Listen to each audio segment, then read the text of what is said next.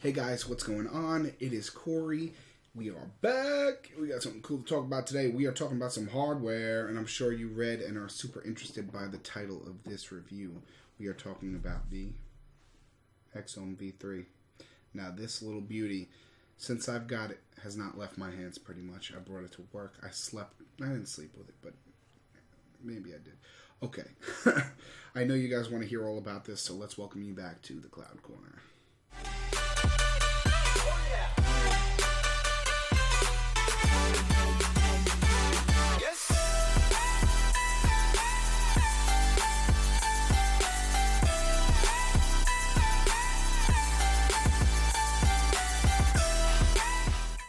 Alright, so we are here today to talk about the Hexohm V3. This is it in all its glory right here.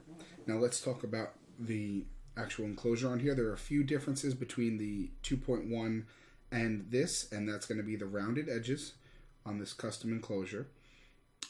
It's also a tiny bit taller on the top, just a smidge, and a little bit shorter on the width. So if we were to put the 2.1 next to it, let's line them up. I'll line it up like this just so we can see the exact. If you look, it comes a little bit higher on the bottom over here. Tiny bit higher. And then side to side, what we'll do is we'll put this one here and we'll line this one up right with it. Right there. And if we go over, you'll see that it's a little shorter on the width. You can see that the blue comes up a little bit right here. Rather, let's see. Let's get it perfect for you guys. You can see it comes up just a tiny bit. So it's fraction of a difference between the two, rather than the rounded edges, which you're going to obviously notice. But what I find is that when you hold it in the hand, the rounded edges are a little bit better. So let's turn it over. Let's show you. You have your potentiometer. Sorry about the banging. You have your potentiometer. You have your auto P9 clicky button. You have on top a brand new proprietary 510. This is proprietary to, let's see, can I get it? Yep, this is a brand new self-adjusting 510. So no matter what atomizer you put on the top, it will self-adjust and sit flush. This is big. Also, we're going to show you in comparison to the V2. If you look on the V2, you look at the lip to pull it off. You see how it's very tiny, basically just a fraction to get your nail on. Let's show you this one. Let's get a good angle on it. There's a good angle. Look how wide it is. It's easier to get off.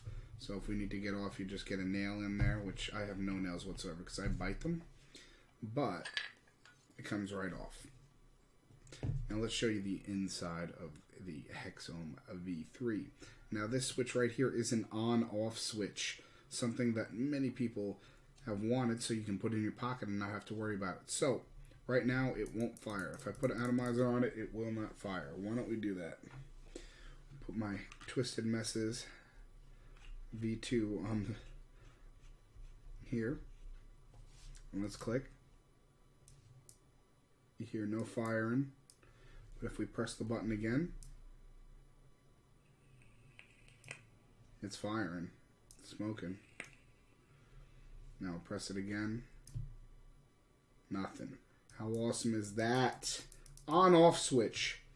Now you'll see that it is branded with the Craving Vapor logo, as well as plus and minus signs for the battery. Now what's cool about this sled is this is an injection molded sled, which is really, really cool. We have spring-loaded copper contacts, which I will take out the batteries and show you. Craving Vapor. Rewrap batteries. And then here we go on the sled. I'll show you the sled. There we go. We have rounded copper contacts, spring-loaded. Alright. We have what the on-off switch, like I said, the on-off switch. Okay. We have 4 screws. You need an Allen key to open them, but because I want to show you the inside, we'll take off my atomizer.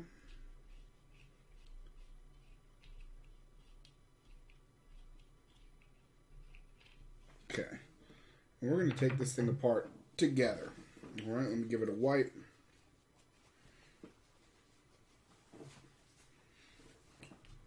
I do not recommend you guys taking this apart. But first, let's also show you this where the magnets are. This is the lid. You got the magnets. And if you see that the sled, actually the lip, let's see if I can get that. Yeah, the lip comes up a little bit as to compensate for the batteries when they're all put together. Okay. Let's take this off. All right, so what I'm going to do for you guys is I'm going to watch and I'm going to take off the sled. Not that you guys should take a Hexohm apart, leave that to the technicians, but just for me, because I want to show you guys the chip on the inside, and we can talk a little bit more about that when I get it open. Okay. No, I'm not I don't build mods, I don't do any of that, so for me to be able to take this apart, jeez. Thank God I had a good teacher. Okay. So, take this.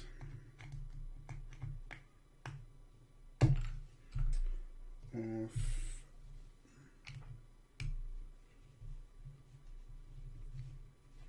Now leave all the repairs to the guys over at Craving Vapor. They're wonderful. I would not try to take this apart. Okay. Now one of the best things about any Hexohm is the lifetime warranty. Now that's something you don't want to ever forget about. As long as it's normal or damage with the chip or the board or anything like that, they will take care of it. Obviously, if I saw one of the Hexohms on the Hexohm Nation page was ran over by a lawnmower, good job. But unfortunately, they will not cover those. All right, so I'm about to take this off. All right, guys, so this is the Hexohm 2S board. It took me a little while to get the thing off. I wanted to be as careful as possible. But this is a 3 to 6 volt, 30 amp board. All right, the recommended build that you can go down to is about a 0.2 ohm build. You can go lower. So let's say you wanted to build a 0.15, throw it on there and you crank it up to 100.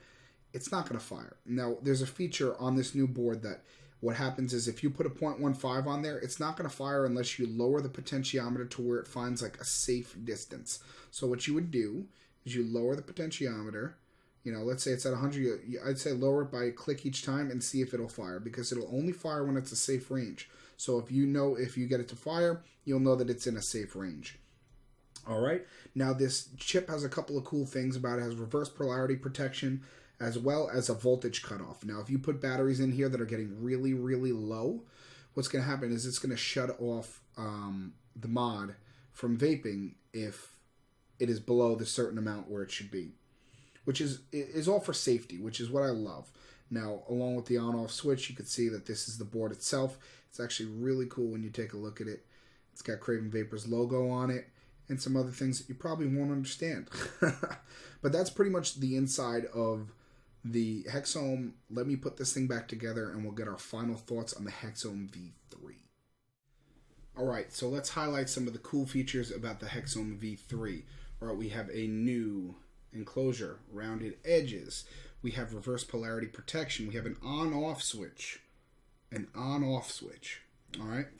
We have a voltage drop reader, basically. Basically what happens is your batteries go under the recommended amount of volts on the batteries. It's going to shut them off. It's going to shut the mod off. Psh, can't use it. It's not safe. Charge your batteries, alright? Charge your freaking batteries. Also, if you build lower than a 0.2, it will cut it off until you set the potentiometer to a safe limit. That is awesome. All right. Now, the Hexohm V3 will be for sale on Craving Vapor when they are ready for release. It is pre-release right now. They have sent out a few beta units that people were able to purchase, and I had received this one as well to do a review on for you guys, so you can see and you guys can get a first look at the features. All right. Now, I will post a link in the description to Craving Vapor. And when they go live, I will update the link in the description as well to where you can purchase them. You got to be quick because these things are going to fly off the shelf. I want to give a quick thanks to Craving Vapor. You know, you got Joe, John, Jeremy, Teddy, Kevin, all of them. They're all family to me. I love them each and every one of them, rather. And we're going to see many of these going out soon. All right, so I'm going to leave you with that. We will check in soon with something else cool. But for now, I'd like to thank you for watching, and we'll see you next time on the Cloud Corner.